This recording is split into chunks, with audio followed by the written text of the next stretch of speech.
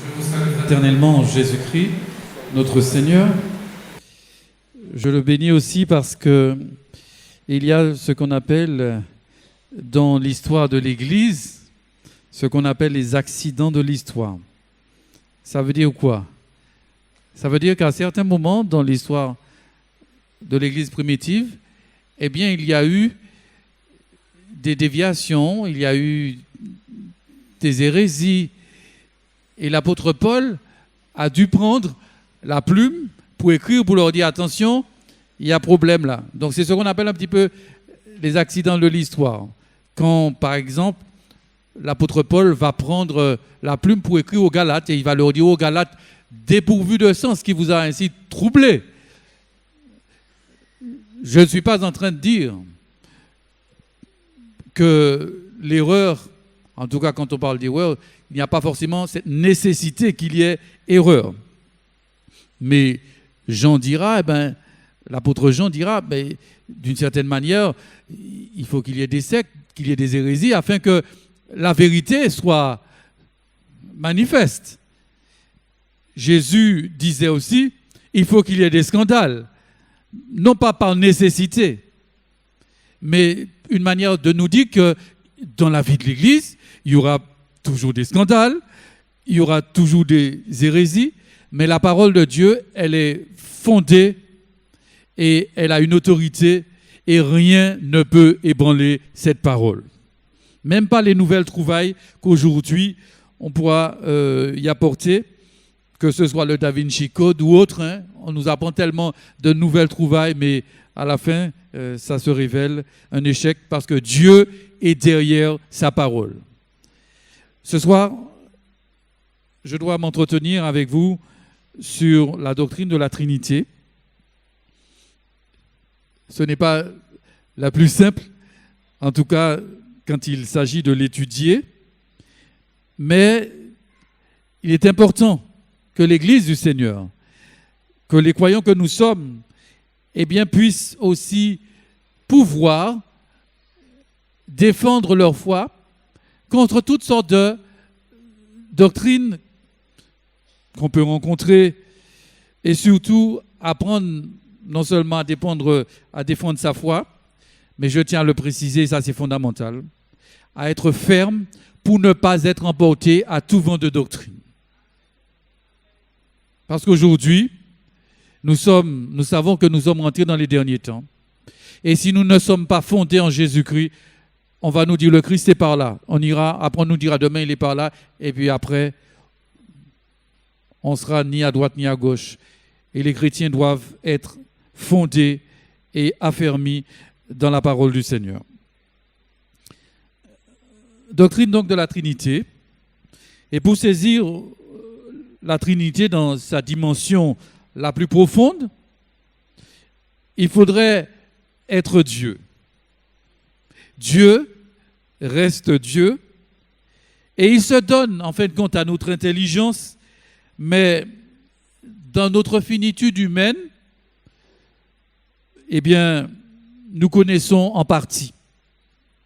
Mais il nous faut aussi, malgré cette connaissance partielle dont parle l'apôtre Paul, nous sommes appelés aussi à sonder les Écritures. Que gagnons-nous à étudier la doctrine de la Trinité? A-t-elle vraiment un intérêt au quotidien? N'est-elle pas trop mystérieuse, difficile à saisir et sans apport direct pour nos mots quotidiens? Certes, la Trinité fait partie des mystères de Dieu, mais si on s'intéresse à la doctrine de la Trinité, c'est parce qu'en fait, elle nous renseigne sur la nature même. La nature même de Dieu, le statut de Christ, auteur de notre salut. Et pour notre réflexion, nous procéderons de la manière suivante. D'abord, nous ferons une présentation des grandes vérités qui concernent cette doctrine ce soir. Et dans deuxième temps, nous allons répondre aux antitrinitaires, ceux qui essaient de contredire cette doctrine. Donc, présentation des grandes vérités ce soir et la prochaine fois, réponse aux antitrinitaires. Il nous faut donc affirmer avec le credo: je crois en Dieu le Père, Père, Fils et Saint-Esprit.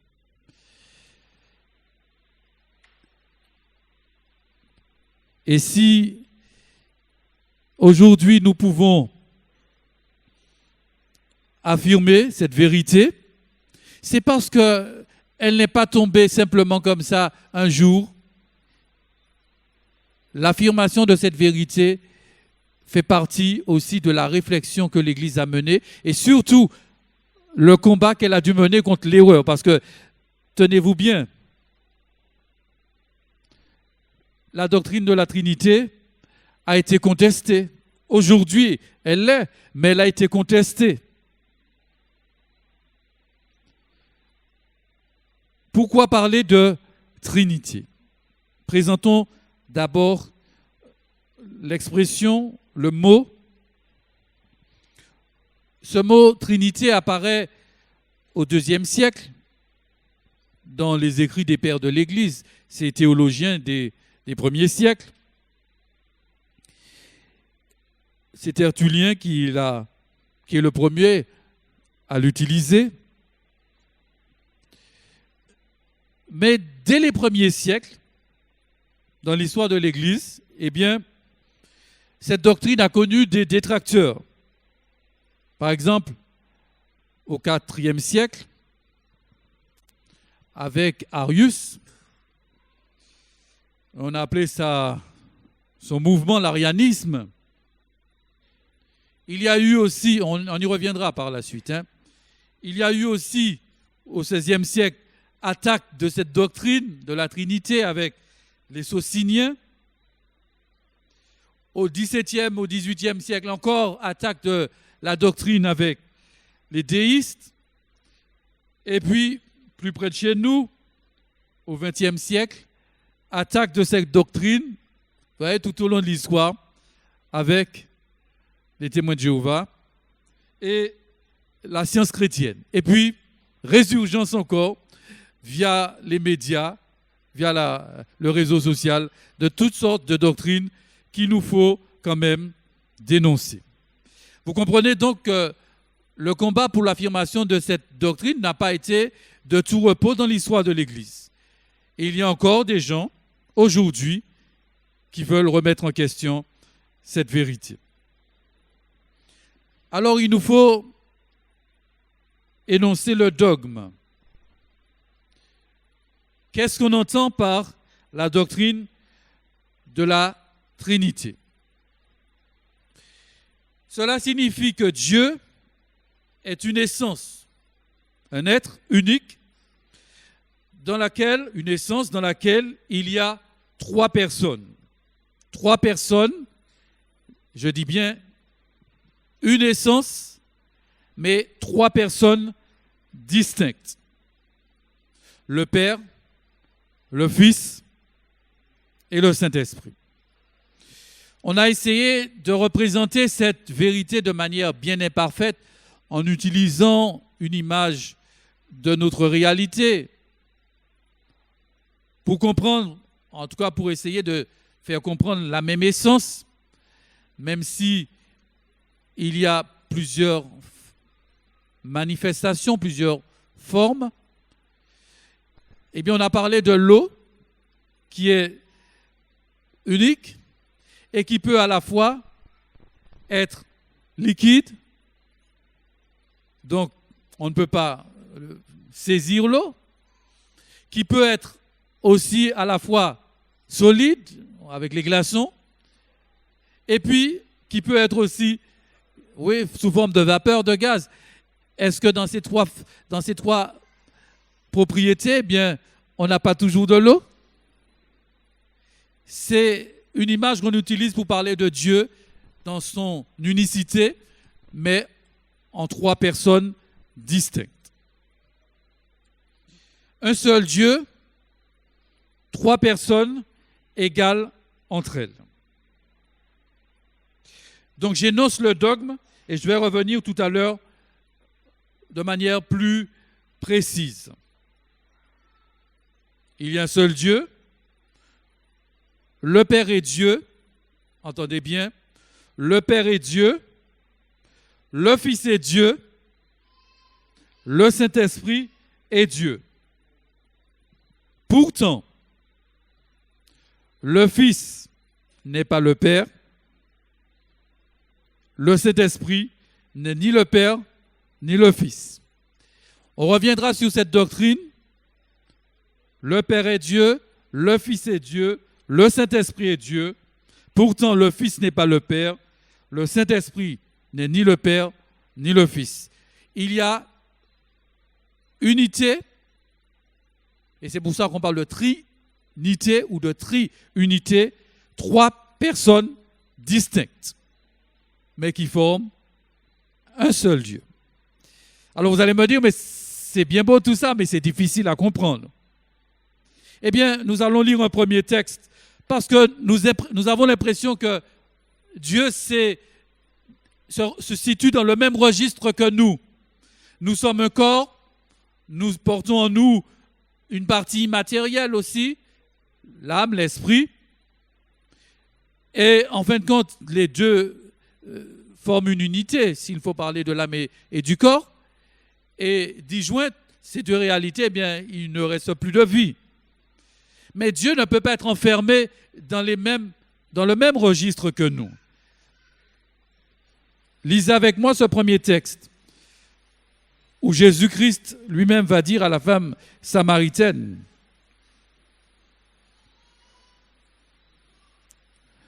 Jean 4, verset 24, Dieu est esprit. Jean 4, verset 24. Dieu est esprit. Il faut que ceux qui l'adorent en esprit et en vérité. On ne peut pas enfermer Dieu dans un registre humain. Même l'Écriture nous dit que les cieux des cieux ne peuvent contenir Dieu. Et pourtant, Dieu est capable de prendre forme humaine et de venir jusqu'à nous. Et ce sera aussi tout le mystère de l'incarnation, parce qu'on ne peut pas enfermer Dieu dans un registre humain. Alors, la doctrine de la Trinité, j'ai énoncé simplement le dogme. Je vais revenir plus en détail sur ce que j'ai dit en préambule. Dans l'Ancien Testament, est-il question de Trinité? Certains peut-être vont même jusqu'à dire la Trinité, ce n'est pas biblique parce que le mot n'est pas dans la Bible. Nos amis témoins de Jéhovah le disent. La doctrine est caduque parce qu'on ne trouve pas ce mot dans la Bible. Mais il faut leur répondre, mais vous utilisez à loisir le mot millénium, mais il n'est pas dans la Bible non plus. C'est vrai, ça fait référence au règne de 1000 ans que l'on retrouve dans l'Apocalypse. Et on a forgé avec ce terme de 1000 ans le mot millénium. Mais tout comme le mot Trinité, le mot millénium n'est pas dans la Bible non plus. Mais ça n'empêche pas que cette vérité soit contenue dans l'Écriture. Donc, l'Ancien Testament, que dit-il de la Trinité? Eh bien, la doctrine est plutôt implicite. C'est-à-dire qu'on la trouve, mais il faut la chercher, parce qu'elle est présentée sous forme de traces. Et ce sera particulièrement dans le Nouveau Testament que les auteurs vont puiser, en tout cas dans l'Ancien Testament, vont puiser dans l'Ancien Testament pour faire ressortir cette doctrine qui existe déjà dans l'Ancien Testament. Lisez ce premier texte en tout cas ce texte dans le premier livre de la Genèse. Dans Genèse, c'est pour cela qu'on parle d'une doctrine implicite. Genèse 1.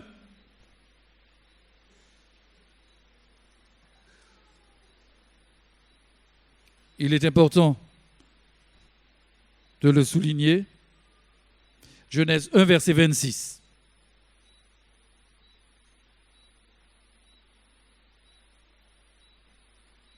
Genèse 1, verset 26. Donc la doctrine de la Trinité dans l'Ancien Testament est implicite. Et je tiens à préciser que tout au long de la révélation, eh bien, elle s'est précisée. L'apôtre Pierre dira que, eh bien, les prophètes en ont parlé, mais ce salut qui devait être manifesté, eh bien, les prophètes, les hommes d'avant ont voulu plonger le regard, mais il leur a été révélé que ce n'était pas de l'ordre pour eux. Mais pour qui? Pour nous qui sommes parvenus au dernier temps. Donc il y a dans la révélation, quand Dieu se révèle, il y a une progression. Les croyants de l'Ancien Testament, là, par exemple, l'effusion du Saint-Esprit, que tous les croyants soient demeure du Saint-Esprit, est une réalité de la Nouvelle Alliance. Tous les croyants de l'Ancien Testament n'avaient pas le Saint-Esprit. Je ne vais pas m'étendre là-dessus. Quelques hommes recevaient une onction spéciale pour un ministère, que ce soit les rois, les prophètes, mais tous les croyants de l'Ancien Testament n'avaient pas le Saint-Esprit. Ce n'est que dans la Nouvelle Alliance que tout le monde, dans les derniers temps, eh bien, tout le monde reçoit le Saint-Esprit. Donc, il y a une progression dans la révélation. Il est rappelé, de manière implicite, Dieu qui va dire, Genèse 1, verset 26, « Puis Dieu dit, faisons l'homme à notre image, selon notre ressemblance, et qu'il domine sur les poissons de la mer, etc. » La Trinité permet aux personnes de dire « nous faisons l'homme à notre image ». Ce qu'on appelle un pluriel divin, un pluriel de délibération. Dieu, dans son conseil, et les trois personnes réunies, présentes dans la création, peuvent dire « nous ». Qu'est-il dit par exemple? On voit les trois personnes à l'œuvre dans la création. La terre était informée vide, verset 2. Il y avait des ténèbres sur la surface de l'abîme et l'Esprit de Dieu se mouvait au-dessus. L'Esprit de Dieu participe aussi à la création.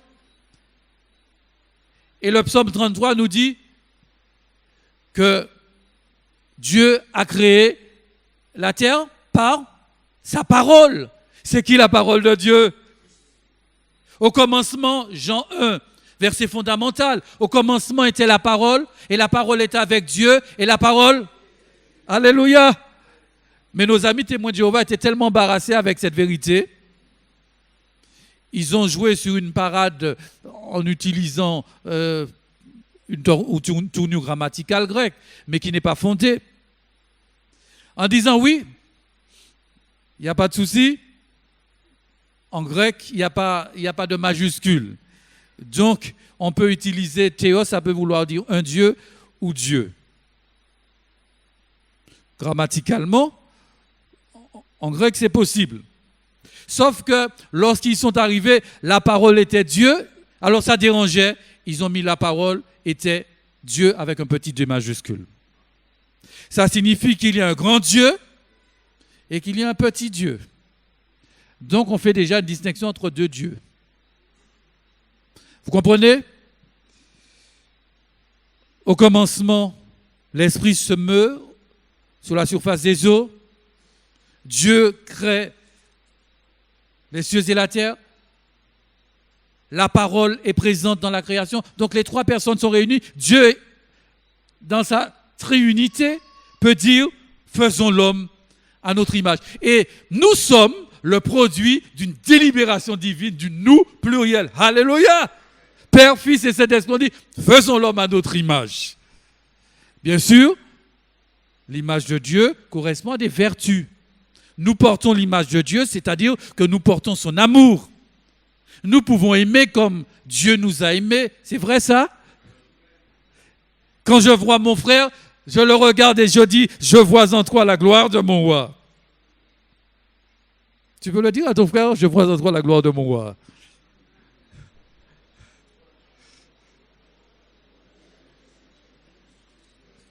Parce que nous sommes créés à l'image de Dieu. Et en Dieu, c'est la gloire. Alors quand notre frère nous pose quelques petits soucis, prions pour lui et lui dire, je vois la gloire de Dieu dans ta vie. Et ça nous permet de dépasser le problème. Revenons donc à la doctrine. Donc, tout au long de la révélation, l'homme va acquérir cette connaissance de Dieu. C'est vrai. Quand on regarde l'histoire d'Israël, je suis toujours dans l'Ancien Testament, donc j'ai montré que dès le commencement, on voit déjà cette doctrine implicite de la Trinité à travers les différentes personnes qui sont réunies à la création. Le peuple d'Israël se distingue de tous les autres peuples de son époque, que ce soit des Égyptiens, des Phéniciens et tous les peuples qui sont cités dans l'Ancien Testament. Par quoi? Ils se distinguent par leur monothéisme. Alors, j'ai envie de vous poser la question.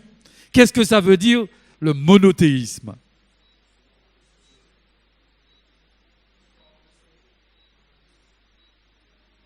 Comment? Monothéisme, monos qui signifie un seul en grec, et théos qui signifie Dieu. Donc, dès le départ, la religion d'Israël, la religion du peuple de Dieu, est une religion monothéiste. C'est-à-dire qui exclut plusieurs dieux. Ce n'était pas le cas quand Israël était en Égypte et qu'il fallait rester le peuple de la promesse, ne pas se corrompre. Souvenez-vous encore, quand ils étaient parmi les Cananéens, il fallait résister à toute cette idolâtrie et tous ces dieux. L'Égypte seulement comptait, à votre avis, donnez-moi un chiffre, combien de dieux? Donnez-moi un chiffre comme ça, qui vous vient comme à la loterie. Ah, 500, c'est pas mal. C'est pas mal. 3000, tu as mis un petit peu trop quand même. 500, c'est déjà bien. Tu brûles là. 500, notre soeur, il y était presque. Hein? L'Égypte avait 700 dieux. Il y avait des dieux pour tout. Dieu pour la pluie, Dieu pour le soleil, Dieu pour la nature, Dieu pour l'amour. Vous voyez? Les hommes ont essayé de représenter toute leur réalité en leur attribuant à chacune une divinité. Mais nous croyons en un seul Dieu. Quand il n'a pas la pluie, on s'adresse à ce Dieu-là, donne-moi la pluie. Quand on a besoin d'être aimé, on s'adresse à ce Dieu-là, donne-moi l'amour. Comprenez? On ne le décompose pas en plusieurs dieux. Sans parler aussi de la mythologie grecque où il y avait aussi le Panthéon, ça signifie ce lieu avec tous les dieux. Bien sûr, l'idolâtrie a toujours représenté une tendance naturelle chez l'homme parce que l'homme veut avoir une mainmise sur Dieu. Alors qu'on a dit que Dieu est esprit. L'homme veut toujours diriger Dieu. L'homme veut toujours avoir le monopole des choses. Et il va utiliser l'idolâtrie comme un moyen pour s'approprier Dieu. Mais l'idolâtrie est une abomination et même une folie, parce que Romains 1 nous le dit, Paul le dira, se vantant d'être sages, mais ils sont devenus complètement insensés. Folie. Parce que l'idolâtrie enferme l'individu dans l'esclavage. Dieu est unique, et on peut le lire affirmation dans l'Ancien Testament, Deutéronome, le chapitre 6, le verset 4.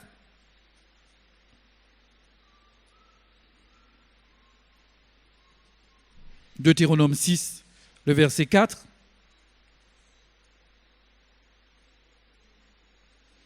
Dès le départ, il y a cette affirmation d'un Dieu unique. Et c'est important de le souligner parce que l'Église l'Église de la Nouvelle Alliance n'a fait que reprendre une réalité de l'Ancien Testament. Deutéronome, le chapitre 6, le verset 4. Écoute, Israël, l'Éternel notre Dieu est le seul éternel. D'accord? Deutéronome 6, verset 4. Et dans l'Ancien Testament, il nous faut voir maintenant que Dieu est présenté comme un père. L'idée de la paternité ressort de la présentation d'Israël comme le fils, un fils pour Dieu. Un autre texte que nous pouvons, je ne pourrai pas tout lire avec vous, mais nous lirons quelques textes parce qu'il est important, mais je vais vous les citer de mémoire, ou s'il le faut la prochaine fois, je récapitulerai en vous donnant les textes clés qui vous seront nécessaires pour avoir au moins un support. Je ferai l'effort pour vous remettre un support à la fin de l'étude. Exode, le chapitre 4, les versets 22 à 24.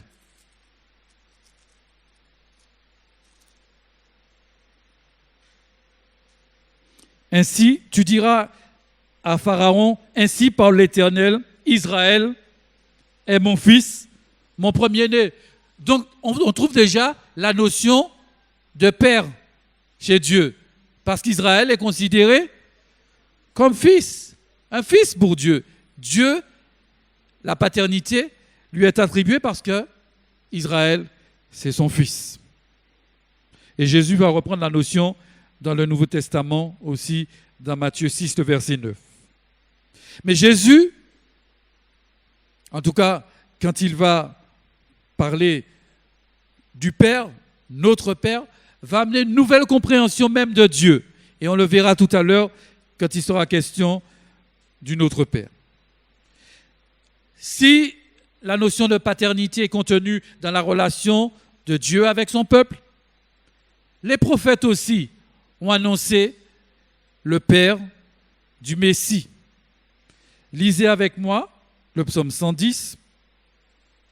C'est un psaume qu'on appelle, est-ce que vous pourrez me donner, je veux tester un petit peu votre connaissance, je sais que vous avez la connaissance. Les psaumes qui parlent de Christ, de la venue de Christ, s'appellent les psaumes messianiques.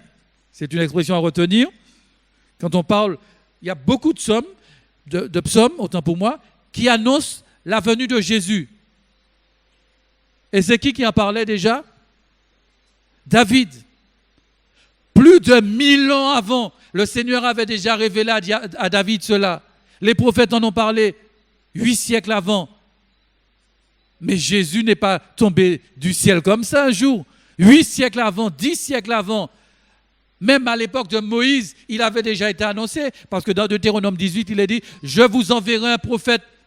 Dieu vous enverra un prophète plus comme moi. Écoutez-le. Il est question de Jésus qui devait venir plusieurs siècles après. Et il est présenté ici comme Dieu, le Père, Père du Messie, le psaume 110. Parole de l'Éternel à mon Seigneur, assieds-toi à ma droite jusqu'à ce que je fasse de tes ennemis mon marchepied. Le Seigneur dira, assieds-toi à ma droite jusqu'à ce que je fasse de tes ennemis mon marchepied. Et là, ce psaume, je n'ai pas le temps de tout lire, mais montre aussi qu'il y a des scènes en rapport avec, en tout cas une prophétie en rapport avec la venue de Jésus, puisque ce psaume sera repris. Et quand il est dit « Assieds-toi à ma droite », cela signifie tout simplement le partage du trône, assieds-toi à ma droite, l'égalité de statut. Dieu ne peut pas dire à un homme, assieds-toi à ma droite. Vous comprenez bien? Parce que la droite, c'est le trône de Dieu. Personne ne peut s'asseoir à la droite de Dieu comme ça, partager son trône.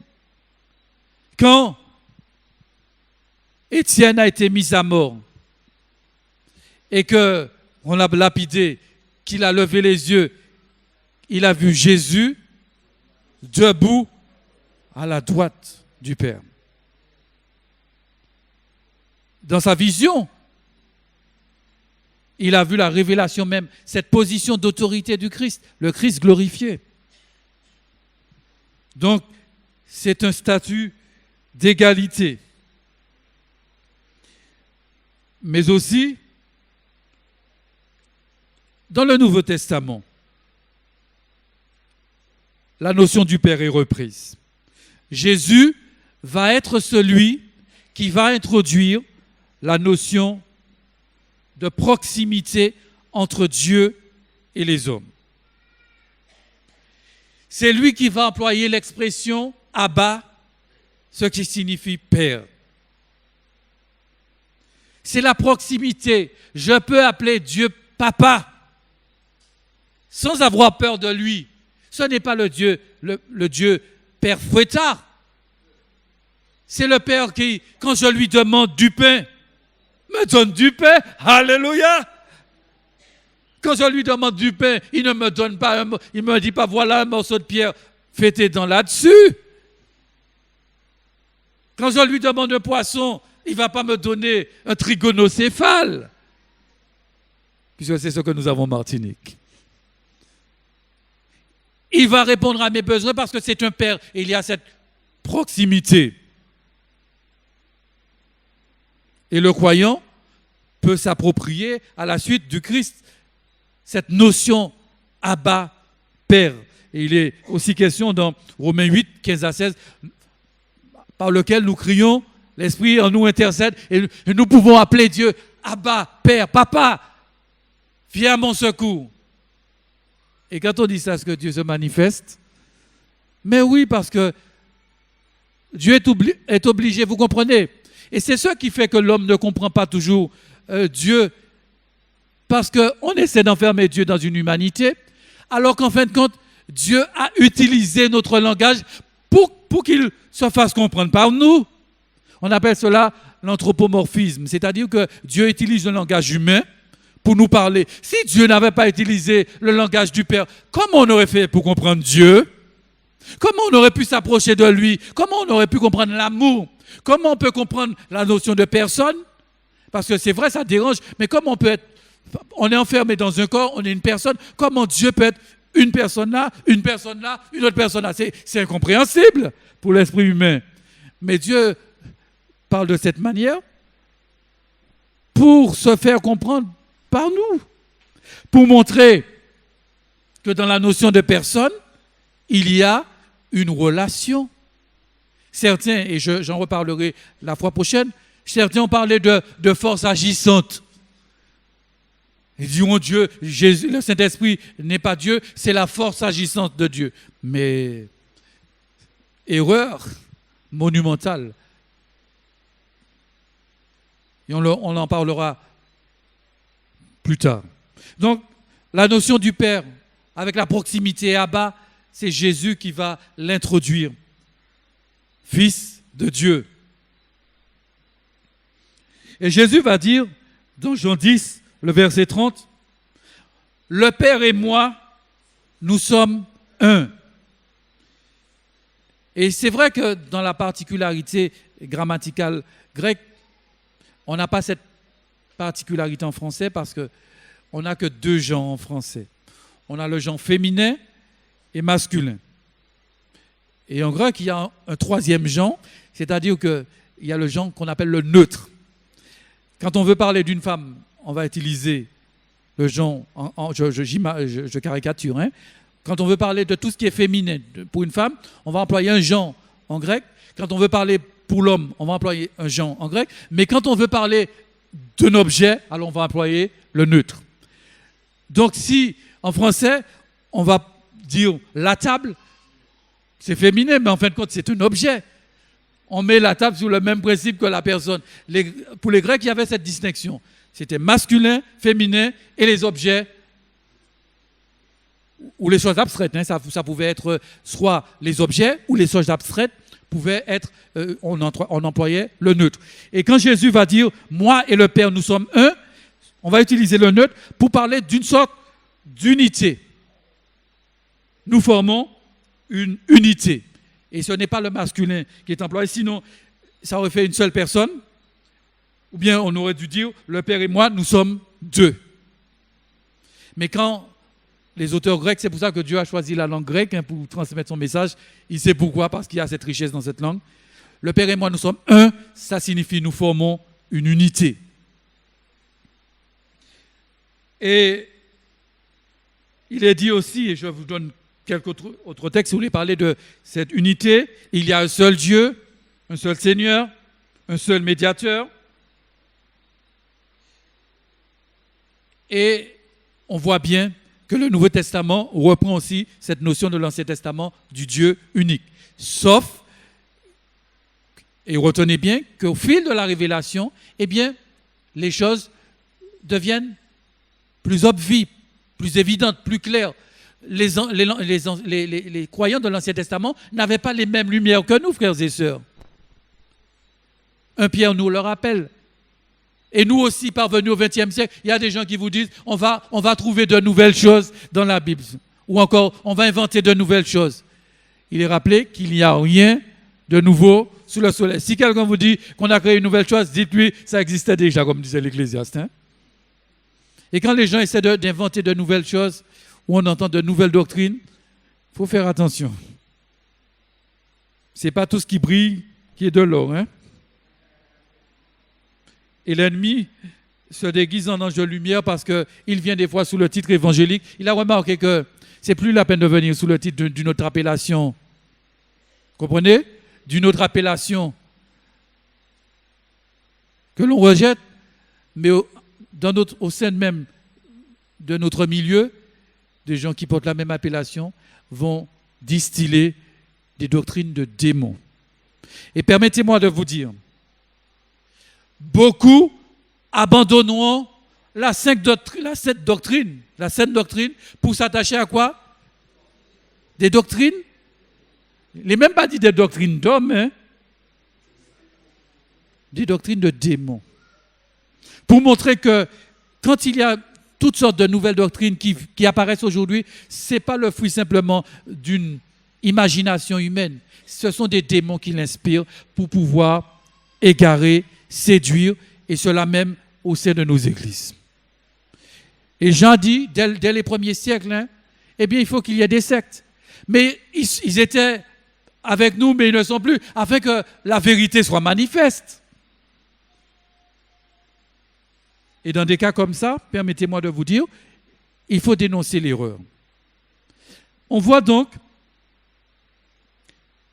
et il est important de le rappeler, que l'énoncé que je vous ai en tout cas donné de manière verbale au début, je l'ai projeté, un seul Dieu, 3 personnes égales entre elles, donc c'est-à-dire qu'il y a unité, distincte et inséparable. Et on va essayer de réfléchir sur l'énoncé. 3 personnes, un seul Dieu, donc une seule essence, 3 personnes égales entre elles, distinctes et inséparables.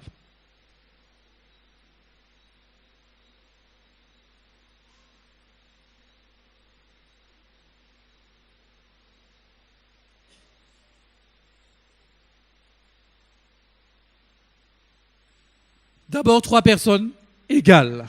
3 personnes égales, appelées Dieu.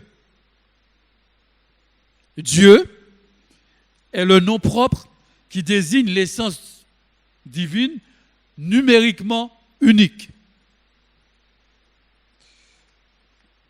3 personnes égales. Éphésiens 1er, on peut le lire ensemble. Verset 3. Je ne pourrai pas tout lire avec vous.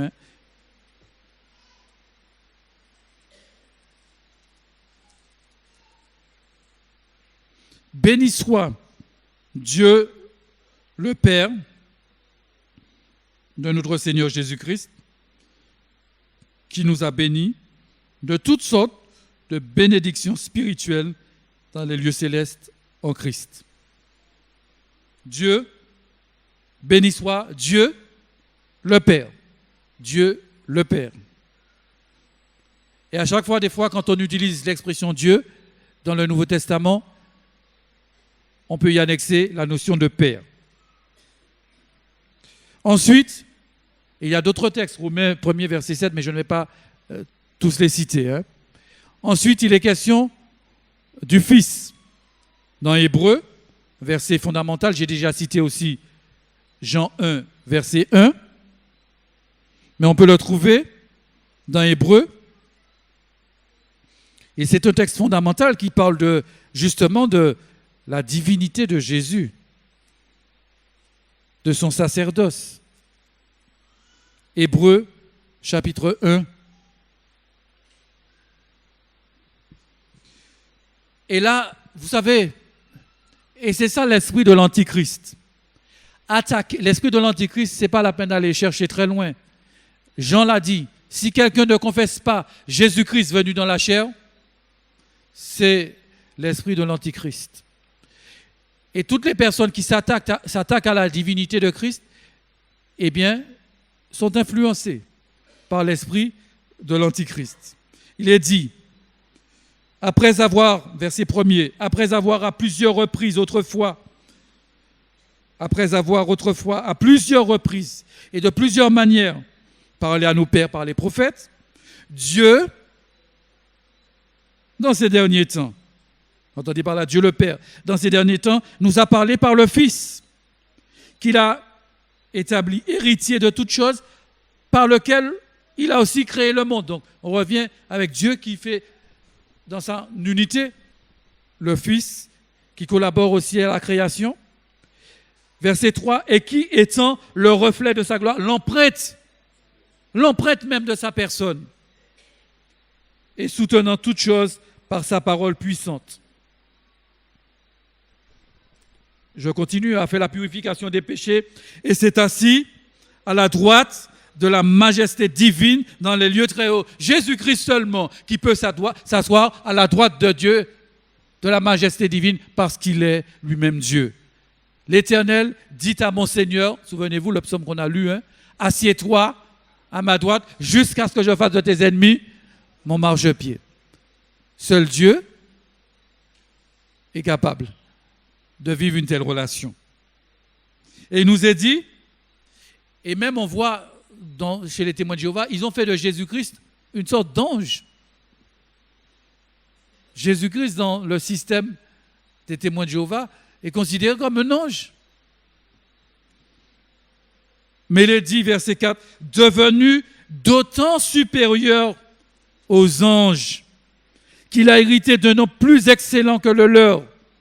Car auquel des anges Dieu a-t-il jamais dit, tu es mon fils, je t'ai engendré aujourd'hui. Et puis verset 6, que tous les anges de Dieu l'adorent. Verset 8, mais il a dit au Fils, qu'est-ce qu'il a dit au Fils? On peut le lire ensemble. Ton trône, il n'a pas dit ton trône aux anges. Ton trône, petit Dieu, ton trône, ô Dieu, est éternel. C'est une affirmation de la divinité de Christ. Ton trône, ô Dieu, est éternel. Et puis, je vais essayer d'aller vite avant de conclure, le Saint-Esprit est aussi Dieu, dans Jean 14, verset 16. C'est lui qui va remplacer quand la mission terrestre du Christ est finie, Jésus a dit aux disciples, je ne vous laisserai pas orphelins, mais je vous enverrai un autre consolateur. Le Saint-Esprit va rendre présent Jésus et rappeler aux disciples tout ce que Jésus avait dit. Donc, il y a 3 personnes égales. Les 3 ont une seule essence et portent le nom de Dieu.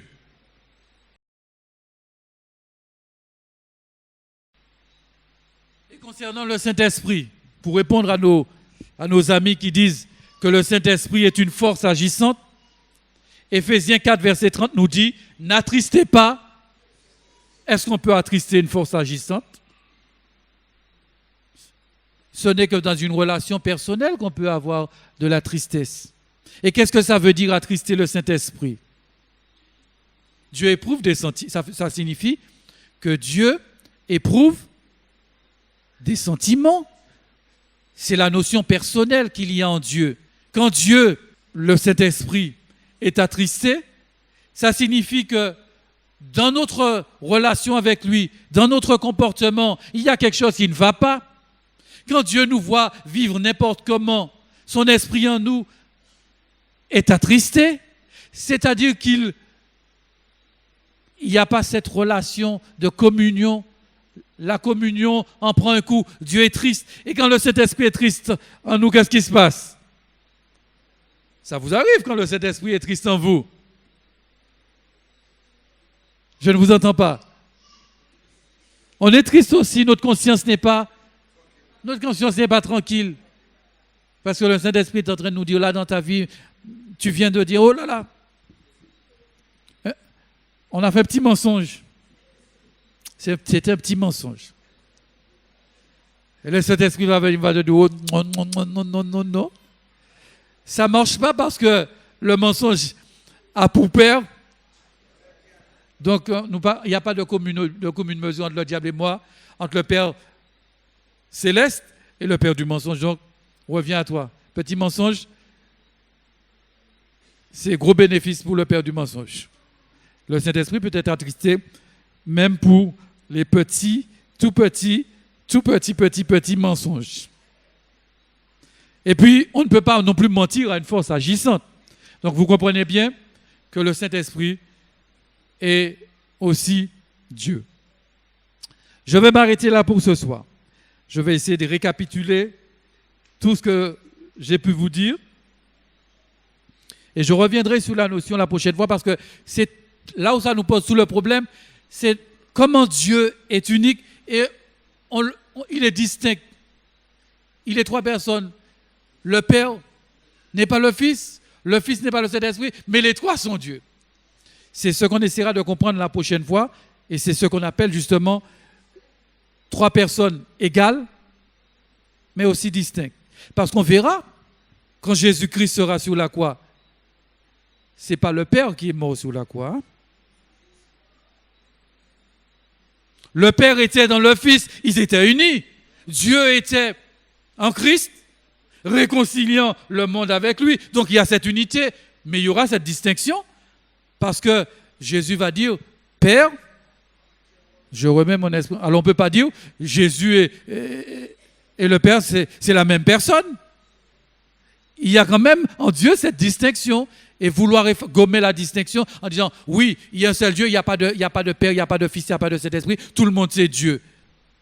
Il y a une seule essence, parce que Dieu est esprit, une seule essence, autant pour moi, mais il y a 3 personnes, et on va le voir la prochaine fois, qui sont distinctes, le Père, le Fils et le Saint-Esprit. On va s'arrêter là pour ce soir. Si vous avez des questions, on va aller les prendre la prochaine fois.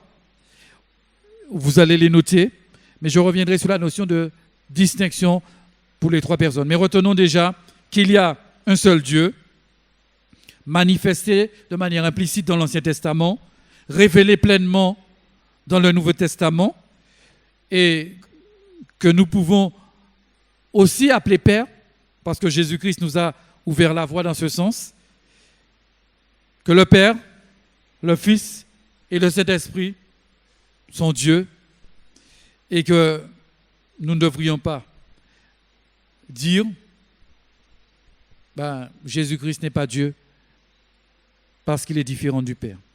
Voilà, donc je reviendrai sur cette vérité concernant la notion de distinction et la notion d'inséparable. Que Dieu vous bénisse et vous donne encore comme on dirait chez nous, à cabécher sur ça la prochaine fois.